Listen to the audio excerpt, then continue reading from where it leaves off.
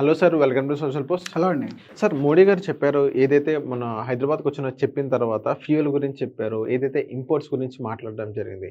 అదొక హింట్ అంటారా మనకి మళ్ళీ మన ఇండియాలో ఫ్యూయల్ ప్రైస్ పెరగడానికి?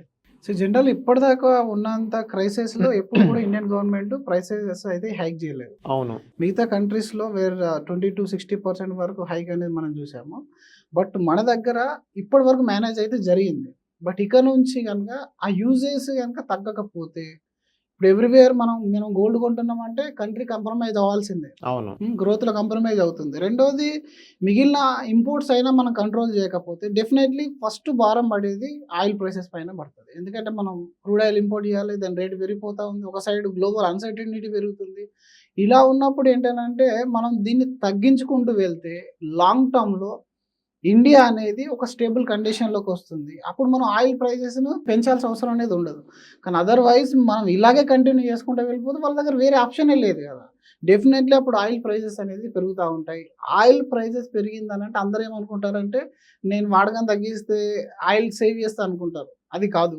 మీరు ఆయిల్ ప్రైస్ పెరిగిందనంటే దాని రిలేటెడ్ రెస్టారెంట్స్ గానీ, కుకింగ్ రిలేటెడ్ ఐటెమ్స్ గానీ, లేదా మ్యానుఫ్యాక్చరింగ్ యూనిట్స్ గానీ అన్ని ప్రైజెస్ ఇంకా సింపుల్‌గా చెప్పాలంటే ఒక లాస్ట్ 15 డేస్ బ్యాక్ ఒకటి మస్కట్టిది బాదాం మిల్క్‌ది బాటిల్ ఉంటుంది. అది ప్రింటెడ్ ఎంఆర్‌పీ ఈస్ ₹40. నేను ఒక 2 డేస్ బ్యాక్ తీసుకుంటే దాన్ని మేము మళ్ళీ చెరిపి వాళ్ళు ముద్ర కొట్టేసారు ₹50 అని. అంటే ఈవెన్ వన్ సింగిల్ బాటిల్ పైన ₹10 ఎఫెక్ట్ వచ్చింది. వాళ్ళు అడిగితే వాళ్ళు ఏమంటారంటే బికాస్ ఆఫ్ ఎల్‌పీజీ ఇష్యూ అని అన్నారు. అంటే ఈ విధంగా అది ఎల్‌పీజీ నుంచి మొదలుకొని ఇండస్ట్రియల్ ఎఫెక్ట్ దాకా తీసుకొని వస్తది. అంటే ఎవ్రీ సెక్టార్‌లో ఆయిల్ లేకుండా, ఎనర్జీ లేకుండా జరిగే సెక్టర్ ఉందా ఏదైనా ఈ రోజుల్లో? ఏది లేదు. డెఫినెట్‌లీ ప్రతి దాని మీద భారం పడిపోయి ఆ ఇన్‌ఫ్లేషన్ అనేది ఘోరంగా పెరిగిపోతుంది అప్పుడు. అంటే ఇప్పుడు మనం అనుకోవచ్చా, ఇప్పుడు మీ మాటల పరంగా గానీ, సో మోడీ గారు చెప్పిన పరంగా గానీ, ఇప్పుడు మనం ఆలోచిస్తే ఒకేసారి పెంచుతున్నామని చెప్పకుండా ఒక మెల్లమెల్లగా హింట్ ఇస్తూ నాకొచ్చిన ఇన్ఫర్మేషన్ ఏదంటే మే 15th లోపు గానీ, లేకపోతే మే మంత్‌లో అయినా గానీ ఫ్యూయల్ ప్రైజెస్ అనేది పెరగబోతున్నాయి. ఈవెన్ ఎల్‌పీజీ ప్రైజెస్ అనేది పెరిగినాయి. సో నెక్స్ట్ ఇప్పుడు ఎనర్జీ సెక్టార్ అని మీరు చెప్పారు కాబట్టి ఫ్యూయల్ ప్రైజెస్ కూడా పెరగబోతున్నాయని చెప్పారు. Definitely. So once fuel price పెరిగిన తర్వాత ఇన్‌ఫ్లేషన్ పెరిగే ఛాన్సెస్ అయితే 100% కనిపిస్తాయి. మనం వెజిటబుల్స్ కానీ, గ్రోసరీస్ కానీ, సో అవి మొత్తం కొంచెం ఇంపాక్ట్ అయితే పడే అవకాశం అయితే ఉంటది కదా మీ ప్రకారంగా? జనరల్‌గా ఇన్‌ఫ్లేషన్ పెరిగి ప్రైసెస్ అనేది హైక్ ఎళ్ళే ఛాన్స్ అనేది ఉంటది. బట్ సెకండ్ మళ్ళీ ఇంకొకటి మనం ఆలోచిస్తే యాస్ ఫర్ ఆర్‌బీఐ ఏదైతే ఉంటుందో ఇప్పుడు ఆర్‌బీఐ యొక్క థింగ్స్ ఎలా ఉంటాయి? మామూలుగా మార్కెట్‌లో ఫ్లో లేదు. లిక్విడిటీ అనేది జీరో అయిపోయింది. మీరు రియల్ ఎస్టేట్ రంగం చూసినా, ఈక్విటీ మార్కెట్ చూసినా ఏదైనా సరే డౌన్‌లో ఉంది. ఈ టైంలో ఒకవేళ ఇన్‌ఫ్లేషన్ హిట్ చేసిందనుకోండి ఇంకా మార్కెట్ ఇంకా స్లో అయిపోతది. మార్కెట్ స్లో అయిపోతే కన్జంప్షన్ స్లో అయితది. కన్జంప్షన్ స్లో అయిందంటే అన్ని సెక్టార్‌లు ఆగిపోతాయి. అలా ఆగకుండా ఉండాలంటే లిక్విడిటీ పెంచాలి. లిక్విడిటీ పెంచాలంటే అప్పటికే మన వాళ్ళు వడ్డీ రేట్లను పెంచకుండా కాన్స్టెంట్‌గా ఉంచుతున్నారు. లాస్ట్ మీరు ఫ్యూ సెషన్ చూసినట్టయితే ఆర్‌బీఐ సపోర్ట్ చేస్తుంది లిక్విడిటీకి. ఇప్పుడు ఇలాంటి టైంలో మళ్ళీ లిక్విడిటీ పెంచాలి నేను. లిక్విడిటీ పెంచాలి అనుకుంటే ఇంట్రెస్ట్ రేట్స్ మళ్ళీ తగ్గించాలి. ఇంట్రెస్ట్ రేట్ తగ్గించాలంటే ఆల్రెడీ ఇన్‌ఫ్లేషన్‌లో కొట్టుకుపోతుంది.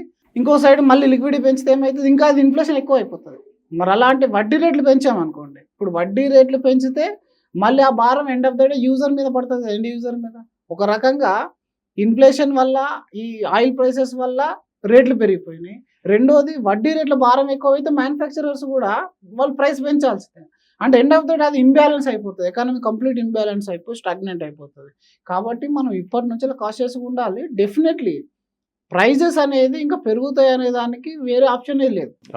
మనకు 100% పెరుగుతాయి. కాకపోతే మెల్లిమెల్లిగా పెంచే ఛాన్స్ అనేది ఉంటుంది. ఎందుకంటే ఎకానమీని మనం కాపాడుకోవాలి. ఎకానమీ కాపాడుకోకపోతే ఏమైతే కంట్రీ ముందుకెళ్ళలేదు.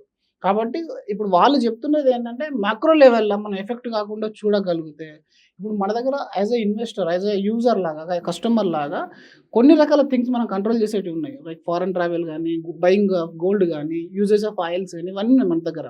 ఇవి గనుక కంట్రోల్ అయినట్టయితే ఒకవేళ మీరు ఆయిల్ వల్ల కొంచెం ఎఫెక్ట్ అయినా పెంచకుండా గవర్నమెంట్ మెయింటైన్ చేయగలుగుతది. ఓకే. ఆ విధంగా. సో థాంక్ యూ సార్ మా సోషల్ పోస్ట్ వచ్చినందుకు. Thank you.